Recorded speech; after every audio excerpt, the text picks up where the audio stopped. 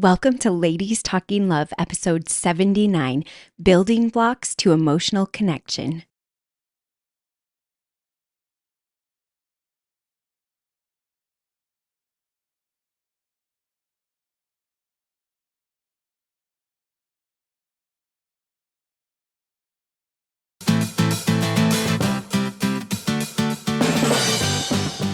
It's Ladies Talking Love, a community of women uncovering more joy and fulfillment in sex as we learn from experts and amazing women like you.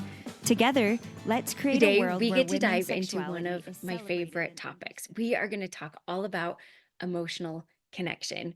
Emotional connection, I believe, is at the heart of a healthy sexual relationship. Without the emotional connection, sex is just a physical act. But if we can bring in authenticity and our full selves through authentic emotional connection, that's where the magic happens. That's where we're able to create a sex life that is deeply connecting, that's binding, because it's a space of safety and love where we can bring our full self, even though there can be some fear and uncertainty around that. The uncertainty is what creates vulnerability, and why then that price of vulnerability can pay off so huge when we are accepted and loved. And when we can do that in sex, that's where the beauty happens. Chelsey Liaga is a couples therapist and marriage coach who practices in Queen Creek, Arizona. She is married to her college sweetheart, and they have a 2-year-old, and she just recently gave birth to their second child. She loves yoga, cooking, and considers herself a minimalist. I'm so excited to welcome Chelsey Liaga onto Ladies Talking Love. Thanks so much for joining me, Chelsey. Thanks. I'm really excited to be here. We are going to talk about one of my very favorite topics, emotional connection, finding a way to be emotionally connected as a couple. And I just am so passionate about this topic, and I'm so excited to hear your expertise, Chelsey, as a therapist coming in to share with us. Starting off, how would you define emotional connection? Emotional connection is, I think it's helpful to understand in contrast to behavior. A lot of relationships, there's the behavior side of don't yell, don't hit, obviously, don't criticize, that kind of stuff. But the emotional connection is the part of feeling safe enough to be vulnerable. I think emotional connection and safety really go hand in hand. That is such a good description. It's that part of your relationship where you can show up as you are and feel like you don't have to hide anything about yourself or mistakes you've made. You can bring that in and share. Yes, yes, like masks come off Yeah. and you don't need fancy communication skills or, you don't feel like you're walking on eggshells. You can just say things, obviously kindly and whatever. But when the emotional connection is there, it's so much easier. Yeah. And so what would you say then, like, why is emotional connection important? Why is this something we want? It's something that we want because it's what brings the warmth in a relationship that we all need, that we're craving, that feeling really close. They're like, this is my person and I can talk to them about anything. And I know they're going to be there for me. And even if they can't physically, be there to do something for me, I know emotionally they're going to be there for me. And I think we all have someone who we feel like is our person, even if it's not our spouse, someone who just you think about them and your heart warms up a little bit. I think of my grandma. She's someone who's always just been so nice and kind and been there for me. I feel a lot of emotional safety there. And that's something that if you don't have in your marriage, you can totally build. And then it makes other things like communication skills and balancing the domestic labor in your home or talking about sex a lot easier because you know that you're going to be respected and you're going to feel, I don't know, emotionally taken care of. Yeah. And I wanted to talk about emotional connection, about sexuality. That's what my podcast is about, because if we can't have the emotional connection outside the bedroom and have that safety, it is almost impossible, I feel like, to have it in the bedroom. And when Mhm. we can build that emotional connection outside the bedroom, it doesn't mean it's easy in the bedroom, but we have some of those skills to bring it in and show up more authentically in sex. Because sex is just an even harder space to show Yeah. up authentically. And so we have to practice that outside the bedroom. And what do Mhm. you see in your practice with couples? What prevents them from feeling emotionally connected in their marriages? What are some of the struggles?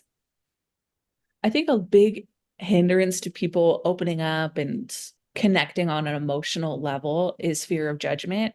And I think that often comes from us judging ourselves first. Like we haven't accepted ourselves, or we're not good at loving ourselves or being emotionally safe with ourselves. We gaslight our own emotions, or we nitpick ourselves, or things like that. So we assume other people are going to treat us the same way. It's almost like we keep ourselves from running the race before it even starts because we just, I don't know, we shut the gates. Like, how could anyone love me if I can't even love myself? Yeah, that is a huge one. I've found that no matter how loving your spouse is or emotionally connected they want to be, if you can't love yourself, you can't accept that love. Mm-hmm. You can't receive love if you're not able to feel safe within yourself, because there's always fear instead Mm-hmm. of being able to accept things at face value. Yeah. Are there any other struggles from couples that prevent emotional connection? Sometimes there's a vocabulary issue of like, you just don't have the words to express what's going on. Or maybe you need to look at like a feelings wheel to like see a list of words to be able to express them. Or maybe you're not slowing down enough in your life to be able to think and ponder about what's really going on. Because, sometimes we'll complain about one thing. Like, for example, my husband and I and our daughter, maybe a year or two ago, we were going to Utah, and we were packing and getting ready, and I was feeling really stressed because we were flying with our daughter for the first time, but I wasn't expressing that. I was just nitpicking. I was like, no, you need to pack this and you need to pack this. And your parents are picking us up in the wrong spot at the airport and, blah, blah, blah, blah, blah. I'm criticizing. And my husband looked at me and he's like, what is this really about? Because none of these things you're complaining about matter. And I was like, okay, I had to slow down and think like, okay, what is this really about? Because what my husband packs doesn't really matter. It's not like we're going to Uganda or something. Like we're going to Utah. We can go to Walmart and buy whatever we want. And I was like, I'm just scared. I'm nervous that our daughter's going to have bad behavior on the plane and I'm not going to be able to handle it. And when I dropped my walls and thought about, okay, what's really going on here, and was able to express that, then my husband was able to comfort me. Like there was nothing he could do about it, right? Our daughter's going to act how she's going to act. She's a 2-year-old. But when we drop the walls, and a lot of times it takes us stopping and slowing down, and our world is so fast paced that it's really hard to do that sometimes. That's a really powerful example. There's a book called What Happened to You, and by Oprah, and I can't remember the Bruce psychologist. Perry. Yes. And just this idea, right? The way we act is often because of what we're feeling inside or what has happened to us in our Mhm. past. And I think when we're working on becoming more emotionally connected, when those walls start to come down, those vulnerabilities are going to be way more at the surface. And some of the actions that we might do come from these feelings inside, your nervousness of how your daughter was going to react, or maybe trauma Mhm. from your past. There's all these things. And I think that's such a powerful thing for your husband to Mhm. recognize, first of all. And I think that's so powerful as a spouse. We can think maybe we need to stop and be like, hey, what's really going on? Mhm. What are you feeling stressed about, or what are you scared about, or what feelings are coming up? And in ourselves also, like, I'm acting really snippy. Mhm. What is going on? And stopping. What are some tips you would give people to be able to pinpoint what's going on? Because I know that can be really hard. You're like, something's going on, but I don't even know what's going on. I think forcing yourself to slow down and not always have stimulation coming in, like driving your car without music or a podcast, just like sit there in silence and let your brain work on things. I was just working with a client earlier, and I would start a sentence for her and then make her finish it. So you could do this in your journal, like, I'm sad that, and then fill in the blank. I'm upset that, fill in the blank. I wish that, fill in the blank. I'm disappointed that, fill in the blank. Just kind of write out some emotions that you're feeling and then kind of finish the sentence to just force you to go like a level or two deeper. That's really awesome. And I feel like it goes back to what you were talking about with not being comfortable with ourselves. Mhm. And when a lot of the reasons we're not comfortable with ourselves, I feel like this is a process to figure those out Yeah. as well. And would you give any other tips for helping people feel confident in themselves so they can show up in the relationship? Yeah, I think it's helpful to just demoralize your thoughts. Like, just because you're thinking something doesn't mean that it's good or bad, or you're feeling something doesn't mean that it's good or bad. It's just a thought or a feeling or a need that you have. And it doesn't mean that you're bad or needy or emotional or, whatever words come to your mind. Just neutralizing that. And it's easier said than done, but practicing just non-judgment towards yourself helps us practice accepting the love that our partner, usually they have a ton of love to share with us. And they'll express it a lot of times. But we have to let it sink in and affect us in a positive way and believe it. And that's one of the cool things about being married is that you get to practice accepting love all the time. Yes. And giving love. And Yeah. both of those sides are so important. And I think that your example of the airport is so, so good because I was going to ask you too, like, what are some of the symptoms that come up in a marriage when emotional connection is lacking? That example you gave is one awesome way. If we're not emotionally connected, able to share our fears, often we lash out in other ways because of this fear or this uncertainty we're holding inside. What are some other symptoms that you see come up in marriages when emotional connection is lacking?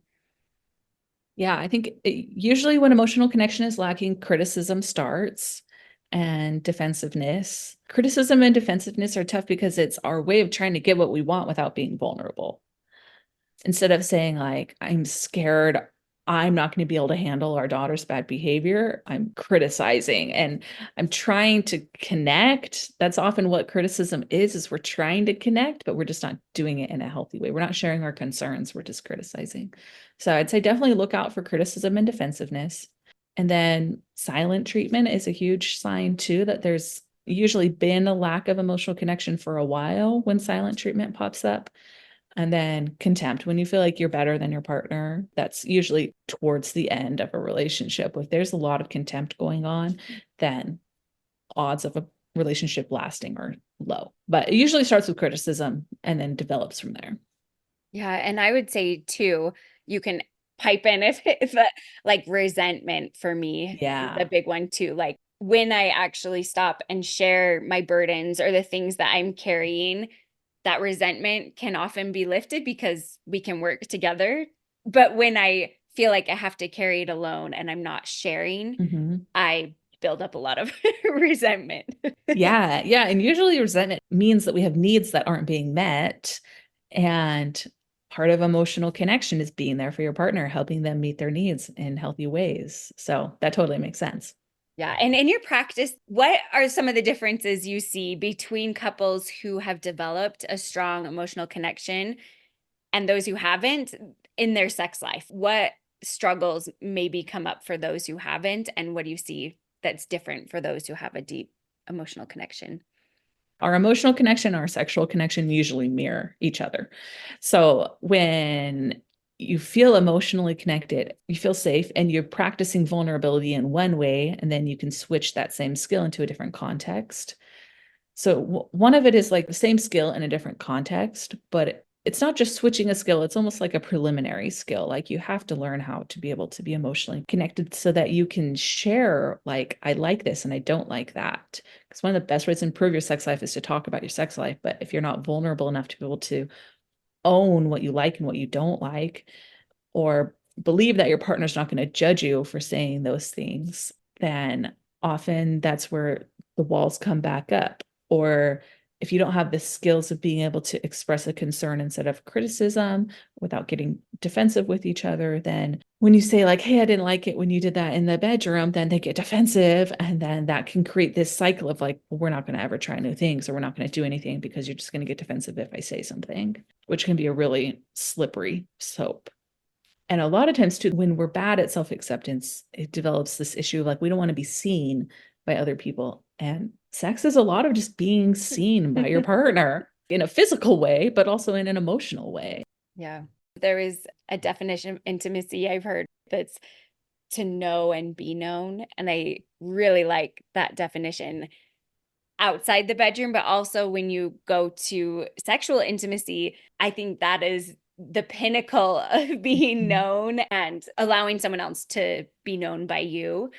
And it can be so challenging, but having the emotional connection foundation allows more ability to show up in an authentic way in the bedroom and not be as defensive when those things come up. And I feel like for me, emotional connection brings in a piece of vulnerability and a piece of discomfort. Even though that sounds like I don't want to feel uncomfortable, that's actually the piece that helps me be more present and helps sexual encounters outside the bedroom to not just be a habit of our patterns of life or our patterns of sexuality. That piece of vulnerability shifts it so that we are experiencing it and it can be a new way, but it's more deep and fulfilling, and it pushes you to not just do things out of a pattern of habit,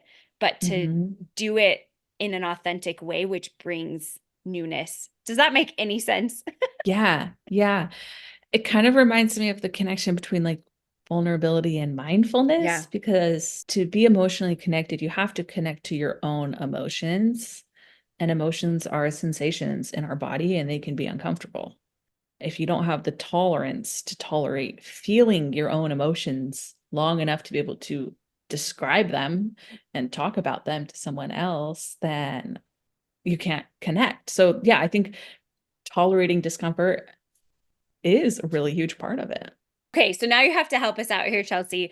We've talked about the importance of emotional connection and why we might want to foster this in our relationship. What are ways that couples can work on deepening their emotional connection?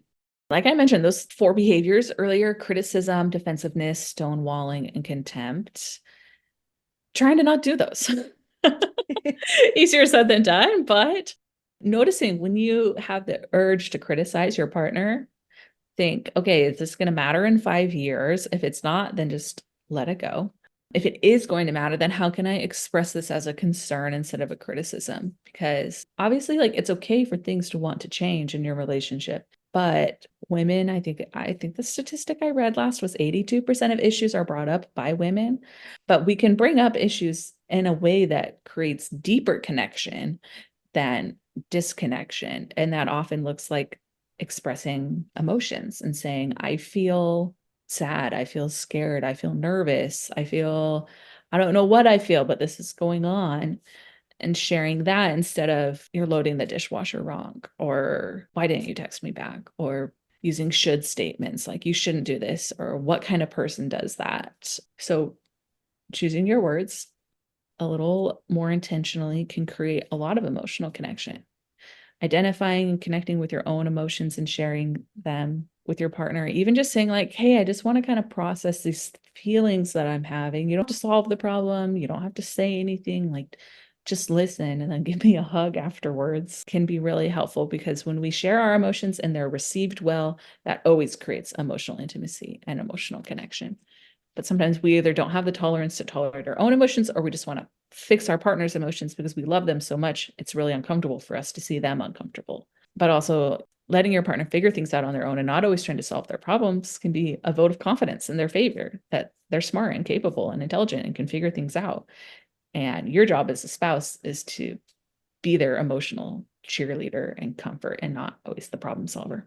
I have found that really helpful of like, I just need to talk about this emotion and I just need you to hug me and kind of set up what you need. Because I think sometimes when we bring big emotions to our spouse, it can be hard for them to know what to do with it. But if we set up parameters of like, I would love your input on how to solve this issue, or I just want you to listen, whatever it is that we want, I think that can be so helpful for our spouse to know instead of feeling like, okay, so what do I do with these emotions and this information? Yeah. And I think also just another way to develop more emotional intimacy is to have fun together and create space and time to have fun. That often looks like going on a date or, I don't know, doing a puzzle together in the evening, or I don't know, whatever it is, like creating space in your life where you're not always so serious all the time, because it's good to share positive emotions and negative emotions. And I could see how someone might become averse to having emotional discussions if they're always negative. But Mm. having discussions about what you're grateful for and what you really like and the positive things you're experiencing in your life, or just having a positive emotional connection through a shared experience can be really helpful as well. Just last night, my husband and I were laughing together, and it'd been a minute since we laughed together, and I was like, wow, that was really nice. Sometimes Yes. we just get in the grind of the day to day, and Mhm. just finding some lightheartedness in something Yes. can just break the ice and make such a big difference. So I love that example. I was thinking too, for so many couples, I've heard them talk about one of them will just start to shut down whenever things start to get vulnerable. Or if one of them brings up, like, hey, I've noticed this, how can we work on this? The vulnerability aspect can be a shutdown, but also bringing up an issue can be a shutdown for some people. Maybe they're feeling threatened or like, it's always my fault. I'm the problem. I don't know all the things that go through their head. But what are some tips you would give to couples when one partner shuts down when they're trying to open up vulnerable conversations? Find that most people, when they shut down or get defensive because their partner's bringing up an issue, their "I'm not good enough" button is just being pressed, and that's really painful. Yeah. And they don't have the emotional tolerance skills to be able to be present and listen without making it mean something really negative about them. I'll give you a real life example. I love smoothies, and I'll drink a smoothie on the way to work, and then my smoothie cup sits in the car and gets all crusty, right? And my husband usually does the dishes. So then he was getting annoyed about my crusty smoothie cup. And he said, "Hey, I need you to start using a disposable cup or rinse it out when you get to work because it's so hard to clean like all the seeds from berries and whatever." It was one of those moments where I wanted to get defensive. I'm like, doing the dishes is your job, just do your job. But really, I was like, okay, I'm feeling criticized, but it doesn't mean that I'm a bad person. It doesn't mean that I'm not good enough. It doesn't mean that I'm not considerate. I've just made a mistake. And I wasn't thinking down the line how this was going to affect my partner. It doesn't have to mean anything about my character or if I'm a good wife or not or whatever. And it also doesn't mean that my husband's mad at me or thinks all these negative things. Like, just let it be about the cup. It's annoying to scrub a dirty cup that has strawberry seeds all It's over. been crusty for hours. Yeah, it's sitting in the Arizona sun. Like, that is a fact. Separating facts and then stories you're telling yourself can be really helpful to increasing your emotional tolerance. So then you realize, okay, this is about a cup. This isn't about my character or the quality of our relationship right now. This is about a cup. And just letting things be what they actually are, instead of letting little monster in your brain tell you all these lies about what it means about you, because that is really painful and then too painful for us to handle. So then we start to dissociate or we leave the conversation either emotionally or physically. We leave the conversation and walk away. So taking some time to be a little introspective and notice that about yourself. Like, what are you thinking and feeling when you get defensive or when you disconnect or you walk away or you explode? Were you making a fact become a story about yourself? Or maybe there's other things that someone else brings up an issue and they're like, wait, I have all these issues I've been holding in, which is one of the benefits of doing something like a weekly check-in so things don't build up so much and we get explosive. And then that really is a lot of emotional things to tolerate at once. And most people don't have huge emotional tolerance. So noticing the thoughts and feelings and stories you're telling yourself can be really helpful if you have a goal of staying present in a conversation instead of withdrawing physically or emotionally. And what would you say for a spouse to support their partner who withdraws? Because that can be so frustrating. We're like, every time I'm trying to bring this up, my partner withdraws. Mhm. That can be really frustrating. It's helpful to say, I think priming the conversation can be helpful and being like, hey, I want to have a quick, calm discussion about fill in the blank. so they know what they're getting themselves into and they're knowing your intentions. And also asking if it's a good time. Sometimes it's just timing. Your partner had a bad day at work and you don't know. Like, hey, are you in a place to have a discussion right now? I have some things I want to share. And then don't take it personally if they say no. Realize that's actually a good thing. They were honest with you. So that shows some emotional connection. And most things can wait a day or two or even a few hours. Yeah, I really like your example with the smoothie cup of separating your worth from the issue. I know I am completely guilty of that because it can be so Mhm. hard to take things personally, and the power of what you tell yourself Mhm. is awesome, that you can change the script of my smoothie cup was dirty, so that means I'm bad, to just like, it's a cup and I made a Mhm. mistake, like you were saying. And it reminds me of Brené Brown when she talks about the demons in our head. And I know my demons are so good at creating the most awful stories, and they're really Mhm. good at making me feel awful. And she talks about this idea of having safe friends or spouse or family that you can tell those demons to. And I found that helpful because I used to shut down a lot when vulnerable conversations came up. And a lot of it was my insecurity and my fear and what my demons were telling me. And so being able to share those demon thoughts Yeah, with yeah.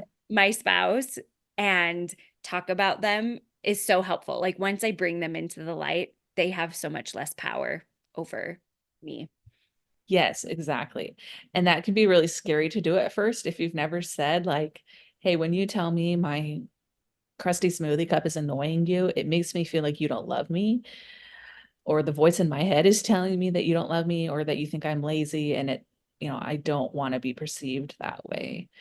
Or I don't want to be perceived that way because this other thing happened in my life, or this narrative I've been telling myself for a long time. Like, it can be hard to get those words out because it's scary.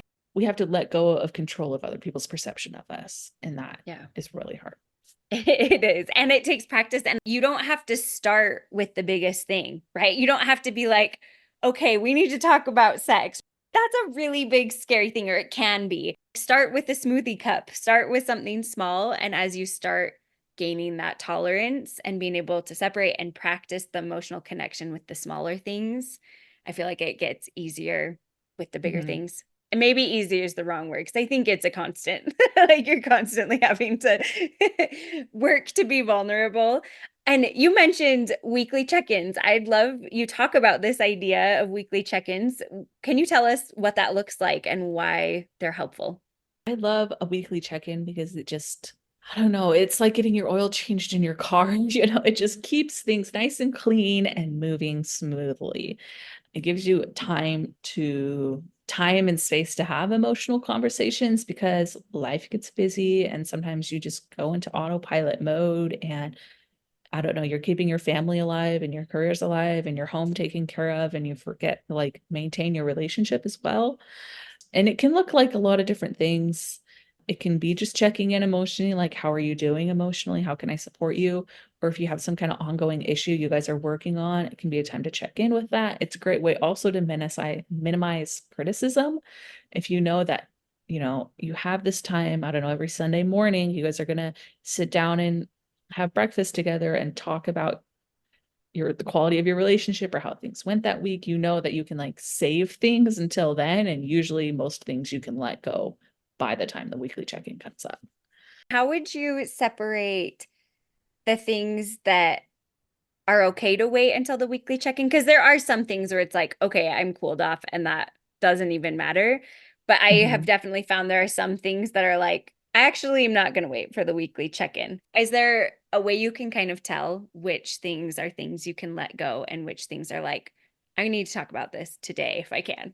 Yeah, I think if you intentionally try to relax your mind and your body, like go on a walk, take a bath, journal, something like that, and you can't let it go within, intentionally trying to calm your mind and your body and your emotions, and you can't let something go within a day or two, then I would bring it up. Or if it's a safety thing, obviously bringing those types of things up. But if it's like, hey, I didn't like the way you did the laundry, or something that's really not going to matter in the long run. Give it some time and see if your brain will just let it go on its own, because most of the time it will. But the weekly check-in, I think one of the great things about weekly check-in that you really could apply anytime is it forces you to have time to let things shrink to the appropriate size. Because sometimes in the moment, a small thing feels really big, then you give it a day or two and you realize compared to other things that are more important to you, it's not that big of a deal. And it's okay still to bring things up, but you can bring it up in a calmer way, which Yeah. then will encourage your partner to react in a calmer way.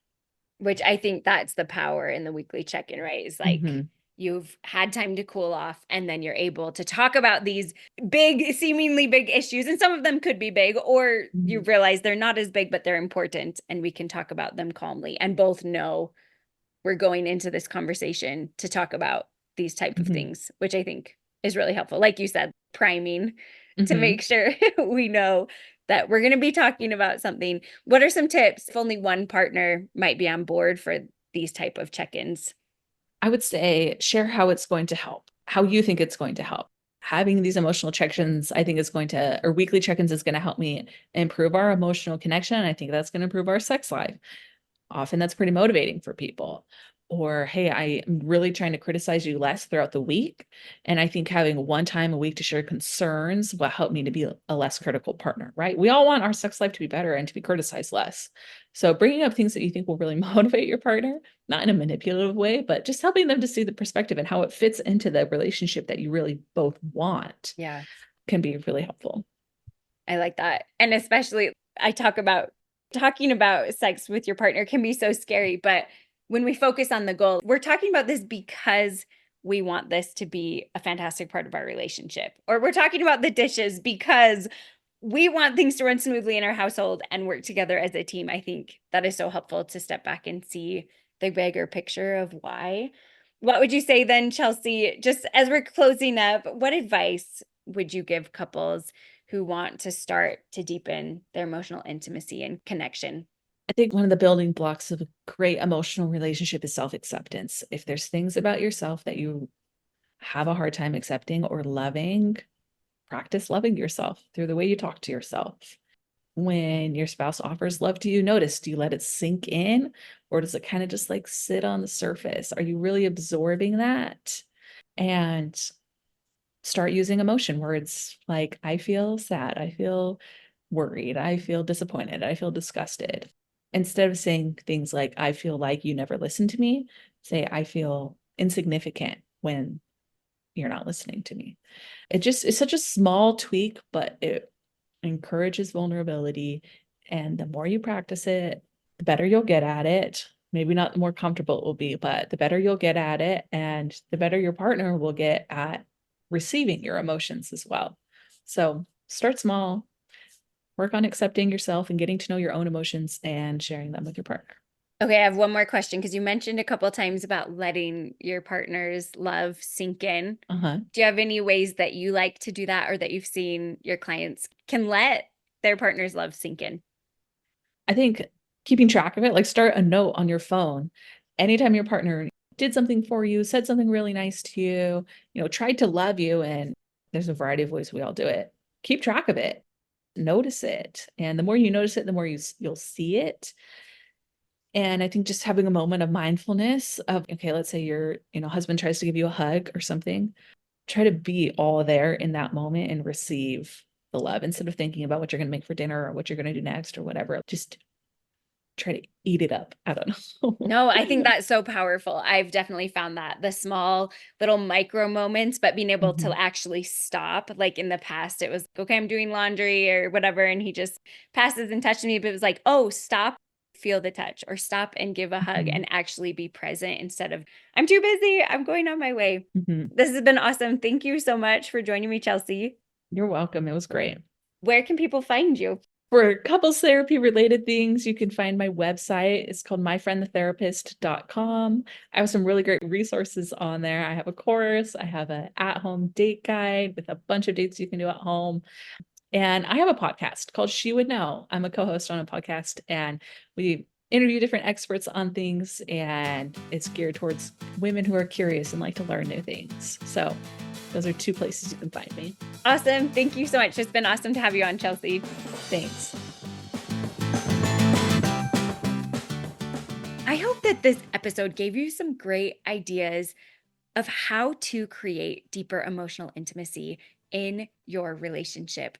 I loved her examples of separating ourselves from the struggles that our partner might bring up or the things that they want to improve. I know I have been guilty of that. And when we can have good self-talk to remember and recognize that this isn't about us being a bad person, this is about a cup, like in her example. This is about how we can know each other better and understanding the things that are hard for us allow us to then work on those things and create a deeper relationship because we know what we want and we know what each other needs. I hope that each of you can create a marriage where they are your person, where you can come and you can share your deepest fears and your deepest worries, your thoughts, your biggest wins, that they can be your biggest cheerleader and your biggest support. And when we can work on creating that emotional intimacy and that emotional connection, that we can share all of the parts of ourselves, I feel like that's where our marriage can start to flourish even more and we can feel more deeply connected. And then practicing that in our sex lives is the beauty. That is the process.